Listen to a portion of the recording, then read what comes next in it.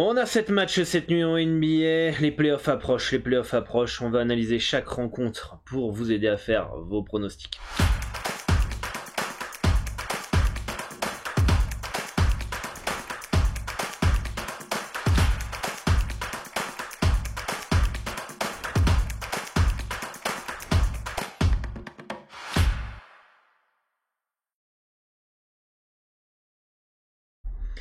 Salut à tous, Sidora de votre expert en Paris Sportif, spécialiste basket pour une nouvelle émission. Vous le savez, on analyse chaque rencontre NBA pour vous aider à faire vos pronostics et vous permettre de confronter vos analyses aux miennes.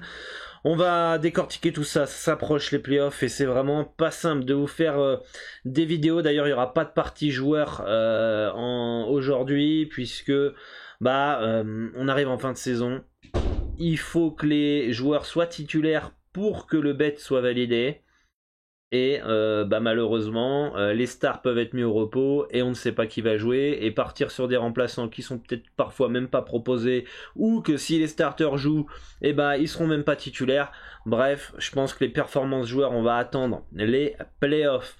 À présent, bienvenue à tous les nouveaux. Si vous n'êtes pas encore abonné à cette chaîne YouTube, je vous invite à le faire, d'activer la cloche des notifications, de liker, de commenter. On fera un petit tirage au sort durant les playoffs fin avril pour faire gagner un mois d'abonnement au pronostic sur basket-pronostic.com avec un tirage au sort parmi tous ceux qui ont commenté. Évidemment, plus vous commenterez, plus vous aurez de chance de participer et de gagner ce tirage au sort.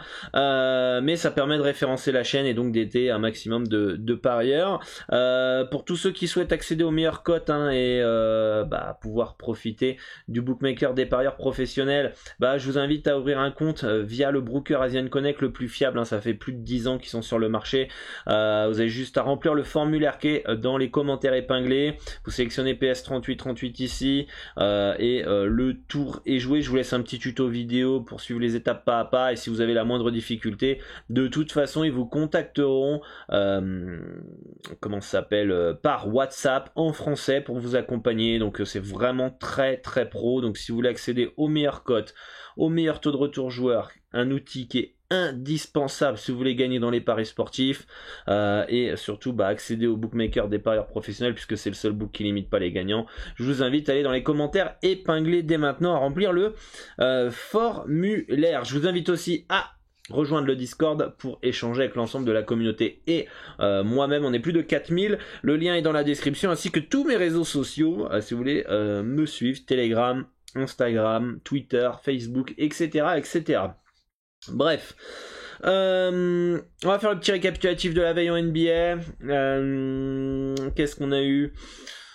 On a Dallas qui s'impose face à Détroit, on a les Nets qui font un gros comeback pour s'imposer face aux Knicks, Atlanta qui fait le taf face aux Wizards, les Celtics qui tapent les Bulls, et on a Utah qui s'impose facilement face à OKC, et enfin les Clippers qui ont eu chaud, qui ont failli perdre alors qu'ils menaient de 39 points face aux Suns qui avaient mis tout le monde au repos. Donc ça sent vraiment les playoffs, la carte était vraiment pas folle hier soir. Et plus on va s'approcher de la date de fin de saison, moins les matchs auront d'intérêt, moins il y aura des choses intéressantes à faire au niveau des pronostics. On va quand même décortiquer chaque rencontre pour quand même éviter à certains de tomber dans des pièges. Donc voilà. Charlotte face à Orlando. Orlando est déjà en vacances depuis longtemps. Il n'y a plus d'enjeu pour eux. On va faire le point pour les Hornets qui ont encore, donc là ils sont à 79 matchs joués, il leur manque plus que 3 matchs, il faudrait gagner les 3, il faudrait qu'Atlanta en perde 2 sur 3, il faudrait voir le tiebreaker, voir si Charlotte passe devant Atlanta ou Brooklyn, il y a quand même très très fin maintenant en termes d'enjeu au niveau de Charlotte. Ça m'étonnerait qu'Atlanta perde 3 matchs sur 4, avoir le calendrier. À mon avis, le classement ne devrait pas bouger ici ou vraiment très très peu. Peut-être que Brooklyn passera devant Cleveland, peut-être que Atlanta passera devant Brooklyn, mais voilà, on a les 4 ici. Clairement, normalement, ça devrait être ça. Les Hornets partent largement favoris face au Magic, c'est tout à fait logique. Le moins 14 me semble quand même un poil abusé. Alors ils peuvent très bien les exploser si ça joue à fond, si ça joue à leur rythme, etc. Gros rythme offensif. Mais bon, est-ce que l'enjeu est si intéressant et assez fort comme je vous l'ai montré au classement pour aller chercher un moins 14, sachant qu'il faut gagner. Il faut pas gagner de 15-20 points. Faut juste gagner. Donc pas plus que fan. On va faire un petit tour sur les absences potentielles. On voit qu'ils sont potentiellement tous là. Après, faites attention quand même, hein, attendez les informations. Si vous voulez tous les outils, hein, d'ailleurs, pour savoir comment gagner vos premiers bets en NBA et remplir vos objectifs, je vous ai fait une formation totalement gratuite. Le lien est dans la description de la vidéo. Vous avez juste à laisser votre email, vérifiez bien vos spams. Vous allez recevoir un mail par jour pendant une quinzaine de jours. Et je vous partageais tous les outils qui me permettent de gagner de l'argent en NBA. Voilà. Donc moi le plus 14 me semble potentiellement intéressant, mais il n'y a pas d'enjeu pour le Magic, donc c'est souvent problématique. Milwaukee qui reçoit Boston, et là ça sent l'anguille sous roche quand même, hein. Ça sent l'anguille sous roche. Boston à 3,30, 1+7 à Milwaukee, ça me paraît clairement abusé quand on voit le classement, hein, où Boston est devant, Milwaukee est juste derrière. Il y a la deuxième place à aller chercher, mais qui la veut, sachant que ça risque d'être Brooklyn 7ème. À mon avis, pas grand monde. Du côté de Boston, bah on est en back-to-back, ça pourrait mettre au repos nos amis Brown et Tatum. En tout cas, je trouve que la cote des Celtics est trop intéressante pour être vraie. Et donc, je m'attends à des joueurs au repos. C'est un petit peu comme hier, où on avait les Clippers qui étaient favoris face aux Suns. Et pourtant, il n'y avait aucune info qui était tombée que, pour le moment, hein, que Booker, Chris Paul, Ayton étaient forfaits. Donc, je pense que ça sent, comme hier avec les Clippers, ça sent quand même les mises au repos des joueurs du côté des Celtics. Et si ça met au repos ce soir les Celtics, je pense que ça dit au revoir à la deuxième place. C'est-à-dire qu'ils ne veulent absolument pas la deuxième place, les Celtics. En tout cas, c'est mon avis, vous me dites en commentaire. Mais là, tu joues la deuxième place face à un concurrent direct. Si tu mets au repos ce soir, c'est que t'as pas envie de la deuxième place, tout simplement. Sinon, tu jouerais à fond pour aller la chercher. Donc, à voir ce que fait Boston. Mais pour moi, ça sent quand même la mise au repos de certains joueurs. Et est-ce que Milwaukee va pas en faire de même? Donc attention à Boston ce soir. Philadelphie qui se déplace à Toronto. Ça va être un beau match aussi, un match avant des playoffs avant l'heure. Est-ce que pareil, Philadelphie va aller chercher la deuxième place pour jouer peut-être Brooklyn? Je suis pas sûr, hein, je suis pas sûr. À mon avis, ça va être statu quo, là, ça va rester comme ça. Toronto, il faut qu'il reste 5ème. Donc, est-ce que l'avantage de Toronto d'être à domicile, d'avoir peut-être un enjeu un poil plus intéressant que celui de Philly, parce que l'enjeu de Philly c'est la deuxième, voire peut-être aller chercher la troisième place, hein. Voilà, pourquoi pas prendre la troisième place aux Bucks, hein, c'est toujours un peu mieux, hein. Donc c'est peut-être le seul petit enjeu. A priori tout le monde est là du côté de Philly, hein, on va les vérifier, mais tout le monde est là à part Tibulle. On va aller vérifier ici. Je crois que Maxey, j'ai reçu une info de Maxey là, que Danny Green. Alors j'ai cru voir ça, hein, je vais vérifier quand même, on sait jamais. Russell Westbrook, Brandon Ingram, Valanciunas. Ouais, je trouve pas. Ah ouais, non, c'est bon, c'est pas Maxey, c'était Tibulle. Donc Green devrait être titulaire devant Tibulle qui devrait être forfait.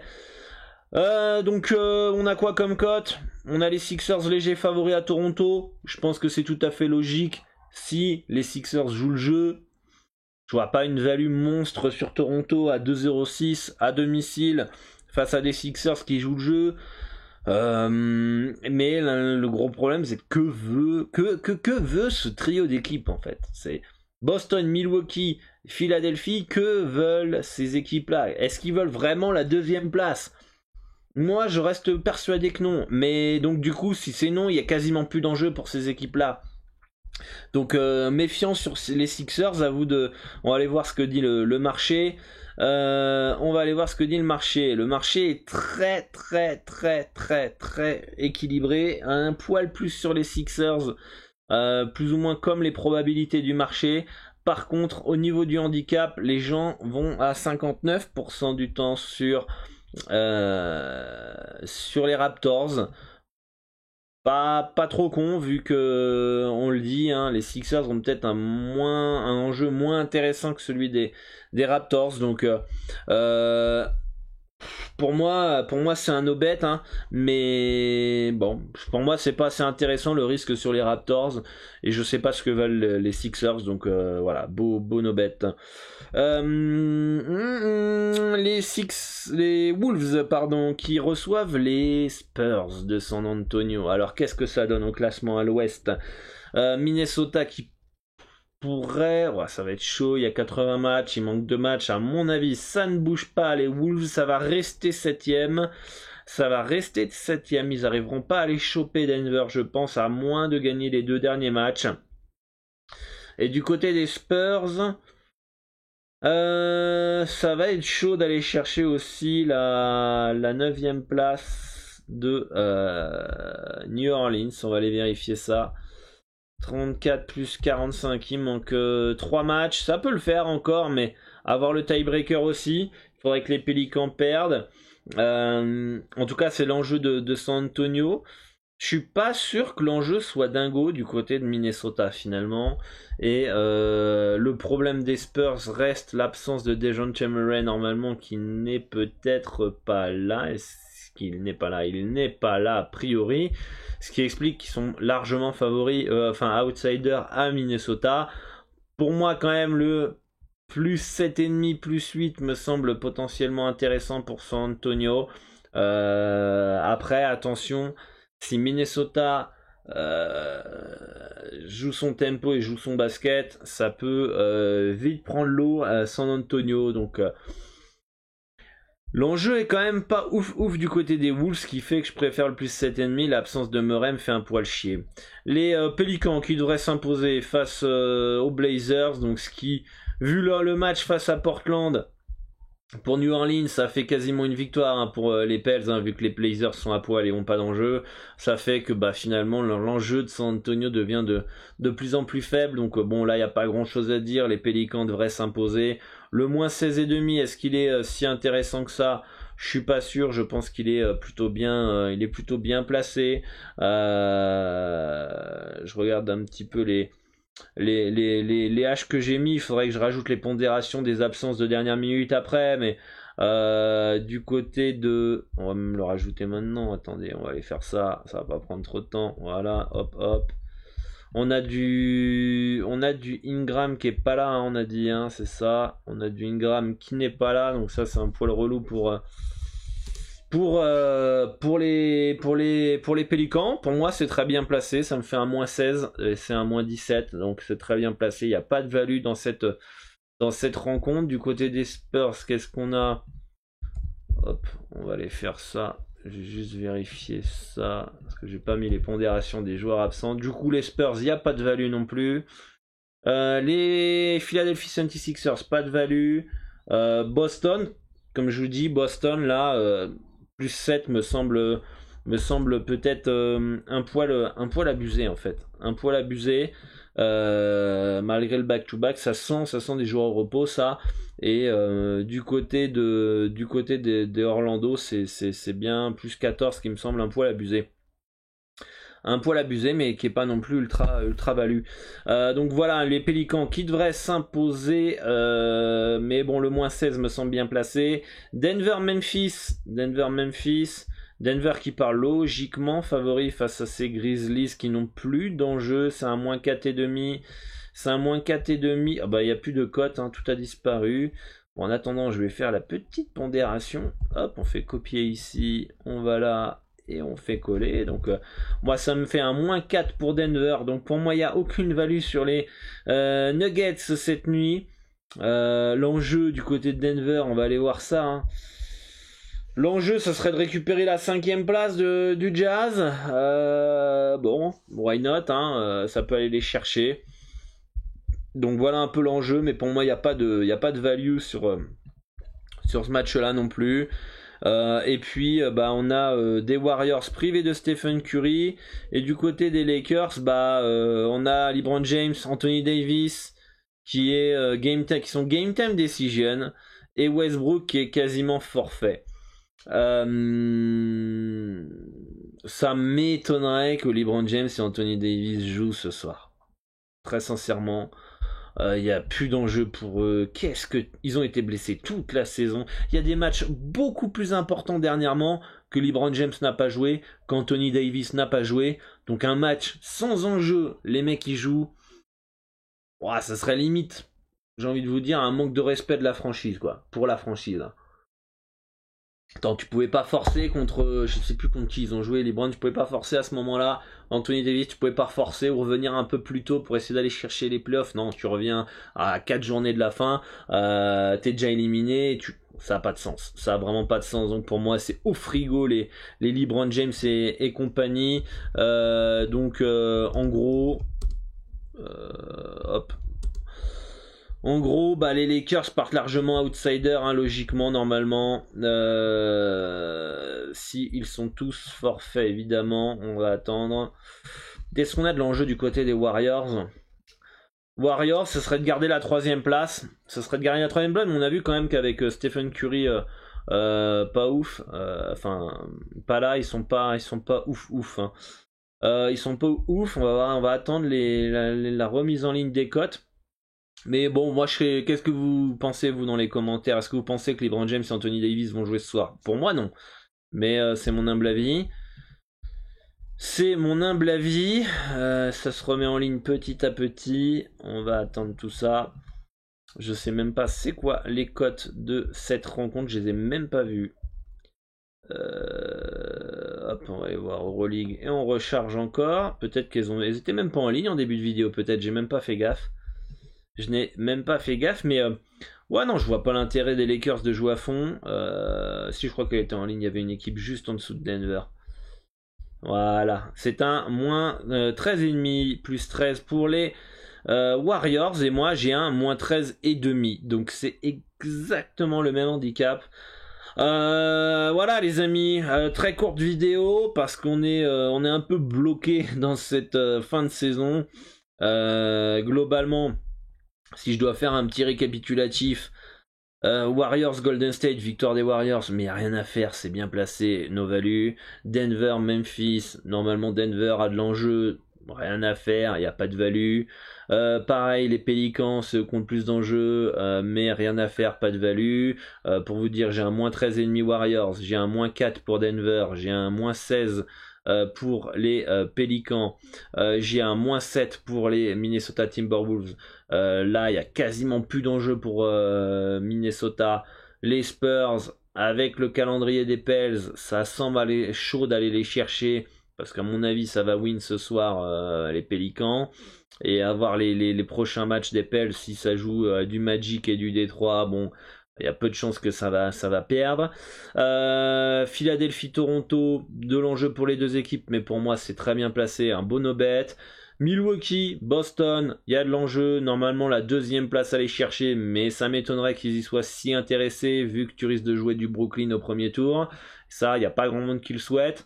En plus, Boston back-to-back, un âge de plus 7 pour moi des Celtics et value, mais ça cache une information, ça pue l'absence de Tatum, de Brown et la mise au repos de certains joueurs des Celtics, ce qui prouverait que les Celtics ne veulent pas la 2ème place. Et puis bon, à voir si Milwaukee en fait pas de même avec du Giannis et du Middleton. Personne ne veut la 2ème place, c'est remplaçant face à remplaçant, et du coup Boston plus 7 est intéressant. Donc à vous de voir ce que vous faites sur ce match là, mais ça me semble le seul potentiel bet intéressant, Celtics plus 7, mais ça pue, je vous dis, ça pue la mise au repos. Si vous êtes d'accord avec moi, dites-le moi en commentaire. Et enfin, Charlotte Orlando, je trouve que Orlando plus 14 me semble un poil haut, mais 0 enjeu pour cette équipe. Donc voilà. Voilà les amis pour cette map NBA. Dites-moi en commentaire ce qui vous intéresse. Qu'est-ce que vous en pensez? Est-ce que ça va être pour vous no bet jusqu'au playoff? Pour ma part, ça sent le no bet jusqu'au playoff en NBA. Mais on surveille, on analyse, on fait le taf quand même. On sait jamais, une opportunité peut se présenter. Donc voilà. N'hésitez pas d'ailleurs si vous voulez profiter de mes 15 ans d'expérience dans les paris sportifs et en NBA. Je vous ai fait la formation totalement gratuite sur comment j'analyse, comment je termine handicap, les outils, les sites que j'utilise pour analyser, les sites que j'utilise pour les absences. Bref, le lien est dans la description, vous avez juste à laisser votre email et vérifier vos spams. À tout à l'heure sur le Discord pour échanger sur la carte et bonne chance à tous. Ciao ciao.